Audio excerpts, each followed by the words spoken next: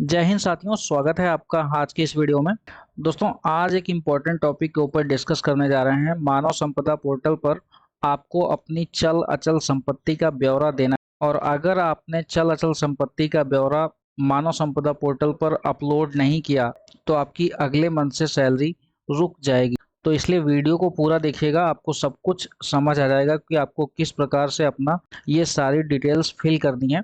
तो आइए सबसे पहले यह जान लेते हैं कि यह किस किस को भरना है। देखिए, जितने भी लोग यहाँ पे एम्प्लॉयड हैं, जितने भी लोग सैलरीड हैं, जिनकी भी सैलरी आती है, सभी को यह डेटा भरना है। चाहे वो आपका किसी भी पोस्ट पे पुलिस विभाग में कार्यरत हो, यह आपका सभी के लिए जरूरी है। सबको अपनी संपत्ति का ब्यौरा देना ही देना है। इसको आपको किस प्रकार से देना है, देखिए, EHRMS जैसे ही आप इसको लिख के सर्च करेंगे गूगल के ऊपर, तो आपको यहाँ पे मानव संपदा का पहला ही लिंक मिलेगा। जैसे ही आप इस पे क्लिक करेंगे तो आप इसी पेज पर आ जाएंगे जहाँ पर EHRMS लॉगिन का ऑप्शन मिलेगा।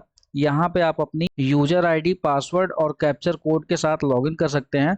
और देखिए, यहाँ पे पहले ऑप्शन पे ऑल अदर डिपार्टमेंट्स को सेलेक्ट करना है। लेकिन कुछ ऐसे लोग भी हैं जिनको EHRMS आईडी यानी कि उनका यूजर आईडी और पासवर्ड नहीं पता है।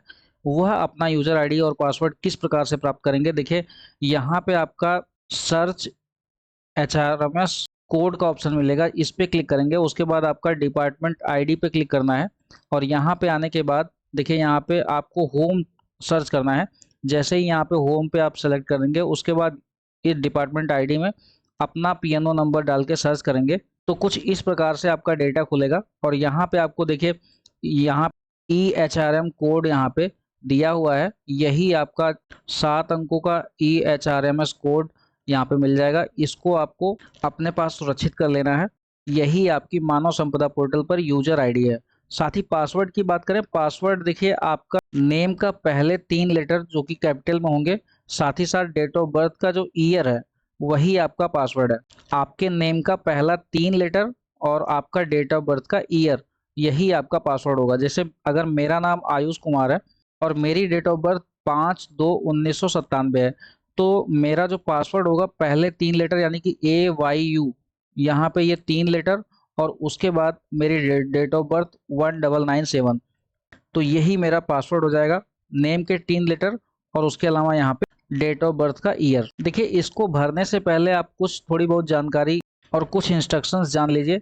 सबसे पहले तो यह जानकारी आपको गलत नहीं भरनी है, कोई चीज आपको यहाँ पे छुपानी नहीं है। सारी जानकारी आपको सही तरीके से अपने रिस्क पे भरनी है। दोस्तों, एक चीज का और आपको विशेष ध्यान देना है कि जितनी भी जानकारी आप भर रहे हो, आप कहीं पर भी भरते टाइम गलती ना करें।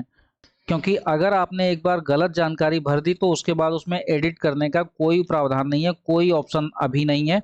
तो इसलिए आपको उसको सही प्रकार से जांच कर ही भरें। और इसमें आपको यह काम स्वयं ही करना है, किसी और के भरोसे कोई और यह काम नहीं करेगा, सिर्फ आपकी जिम्मेदारी होगी।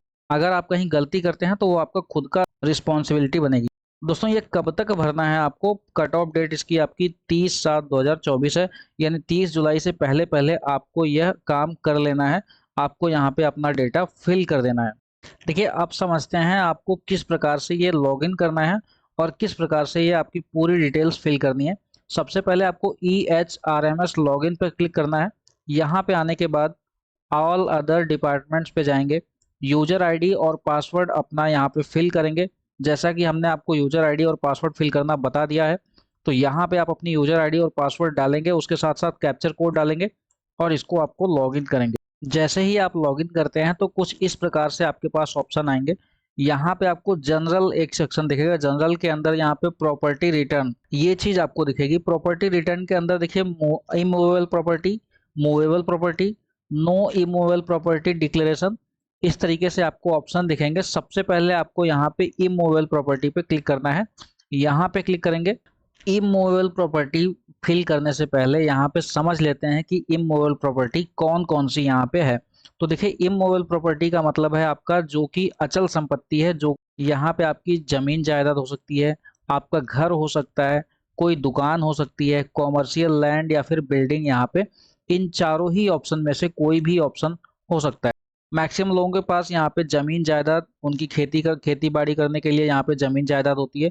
साथ ही साथ उनका एक अपना घर होता है।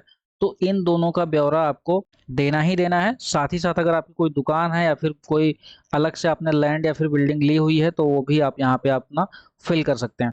दोस्तों ध्यान यह रखना है कि अभी जैसा कि हमें निर्देश मिला है, जो भी जमीन जायदाद आपका खुद के नाम पे है वही डिटेल्स आपको फिल करनी है। अगर आपके घर में आपके फैमिली के नाम पे यानी कि आपके माता पिता या फिर आपकी पत्नी के नाम पे या भाई के नाम पे आपकी प्रॉपर्टी है तो वहाँ पे उनकी डिटेल्स आपको नहीं फिल करनी है, यहाँ पे आपको अपनी ही डिटेल फिल करनी है। आप समझते हैं कैसे आपको यह डिटेल्स फिल करनी है?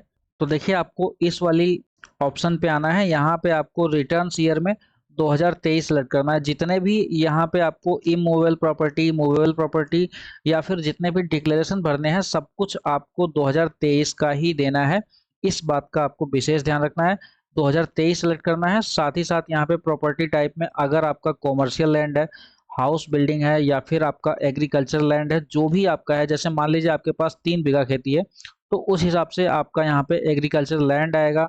प्रॉपर्टी एरिया कितना है उसकी यूनिट यहाँ पे आप लिख सकते हैं, hectare, square metre, square yard, square feet, जिसमें भी आपका वो है यहाँ पे आप अपना सेलेक्ट कर सकते हैं। साथ ही साथ प्रॉपर्टी के ऑप्शन नंबर होते हैं वह यहाँ पे आपको फिल करना है, कंट्री फिल करना है, स्टेट फिल करना है, डिस्ट्रिक्ट फिल करना है, साथ ही साथ अपना तहसील बताना है।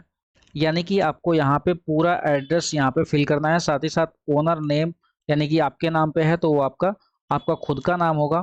ऑनर नेम में आप अपना खुद का नाम डालेंगे। साथ ही साथ यहाँ पे प्रॉपर्टी शेयर, देखिए यह आपको उस केस में आपको भरना है जैसे कि आपके पिताजी के नाम पे आपकी सारी जमीन है जिसमें से कि आपका मान लीजिए कुछ हिस्सा आपके नाम पे उन्होंने अभी से अलॉट कर दिया है तो वह आपका जितना हिस्सा आपके नाम पे अलॉट हुआ है उसका विवरण यहाँ पे आप फिल करेंगे। तो उसके लिए यहाँ पे आ रहा है ओनर शेयर। मान लीजिए 20% हिस्सा आपके नाम पे उन्होंने अभी से कर दिया है तो यहाँ पे आपका 20% लिख देंगे।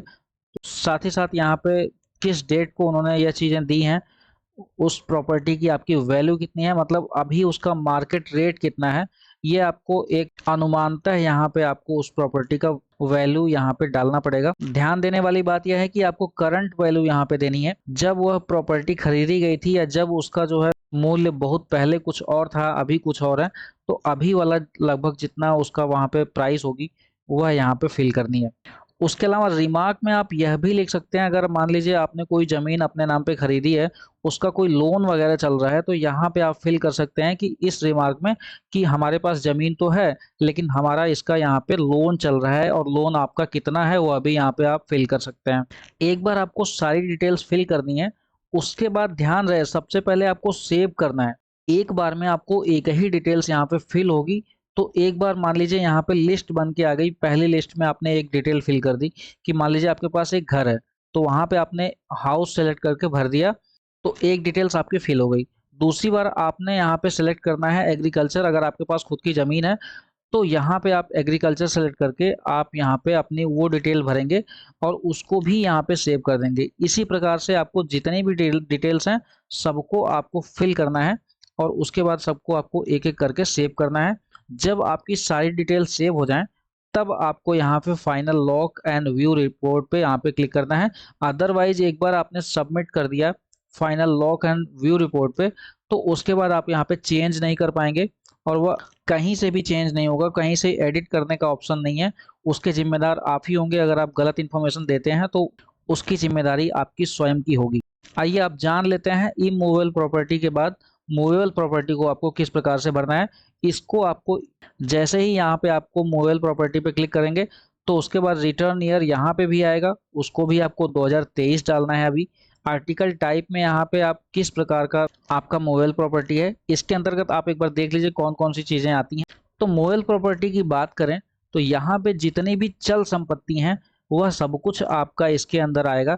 जैसे कि कोई शेयर आपने खरीद रखा है, आजकल दुनिया भर के शेयर आते हैं, Jio finance, Tata steel, MTNL, IRFC, इस तरीके के आपके बहुत सारे शेयर हैं। तो आप जितने भी शेयर्स अगर आपने ले रखे हैं, जितने भी शेयर्स में पैसे लगा रखे हैं वो भी आपको यहाँ पे डिटेल्स को फिल करनी है।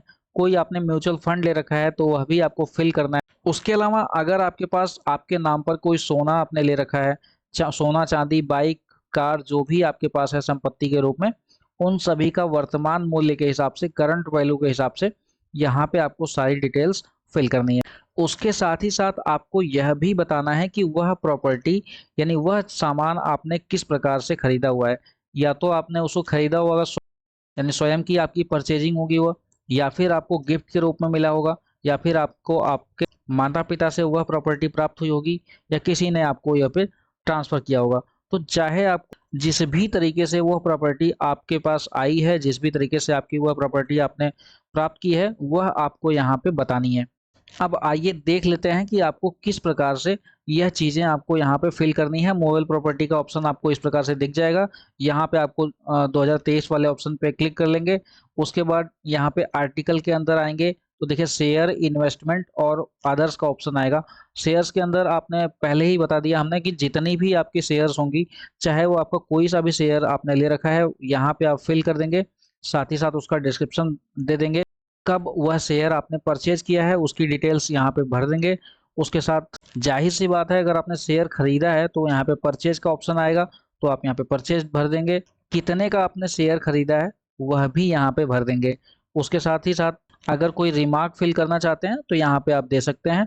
उसके बाद आप यहाँ पे सेव कर देंगे। ध्यान रखने वाली बात यह है कि अगर आपने मल्टीपल शेयर ले रखे हैं, एक से ज़्यादा शेयर ले रखे हैं, एक कंपनी का शेयर मान लीजिए आपने 100 शेयर लिया हुआ है, दूसरी कंपनी का आपने 50 शेयर लिया हुआ है, तीसरी कंपनी का आपने 20 शेयर लिया हुआ है, तो जितने भी शेयर्स आपने अलग अलग खरीदे हैं, एक शेयर को एक बार फिल करेंगे, दूसरी बार दूसरे शेयर को फिल करेंगे, तीसरी बार तीसरे को फिल करेंगे। इस प्रकार से आपको सारे शेयर की इंफॉर्मेशन फिल करनी है, सबको सेव करना है अलग अलग प्रकार से। साथ ही अगर आपने एक बार सेव कर लिया, उसके बाद आपको अगर कोई इन्वेस्टमेंट किया है, जैसे म्यूचुअल फंड में अगर आपने इन्वेस्ट किया हुआ है, तो यहाँ पे आप म्यूचुअल फंड वाला ऑप्शन डाल करके कब आपने म्यूचुअल फंड को खरीदा था वह भी यहाँ पे आप फिल कर सकते हैं। करंट वैल्यू उसकी कितनी है म्यूचुअल फंड की, वह भी दे सकते हैं। अदर्स वाले ऑप्शन पे आपको कब जाना है, जब आपके नाम पे कोई सोना, कोई ज्वेलरी, कोई बाइक, कार या इस तरीके का कोई भी प्रॉपर्टी होगी, तो यहाँ पे आप उसको फिल कर सकते हैं, अपने डिटेल्स को दे सकते हैं। जब एक बार सारी चीजें यहाँ पे आ जाएंगी, सब कुछ आप यहाँ पे फिल कर लेंगे, नीचे जहाँ पे ये लिख रहा है नो रिकॉर्ड फाउंड, यहाँ पे आपको कंप्लीट लिस्ट एक बन के आ जाएगी।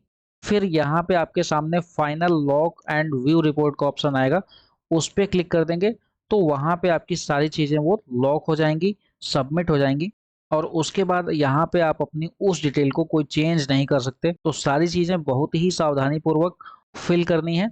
और ऐसा नहीं है कि आप अपनी कोई भी प्रॉपर्टी आपके नाम पे है और आप उसका विवरण ना दें, इससे भविष्य में आपको समस्या का सामना करना पड़ सकता है।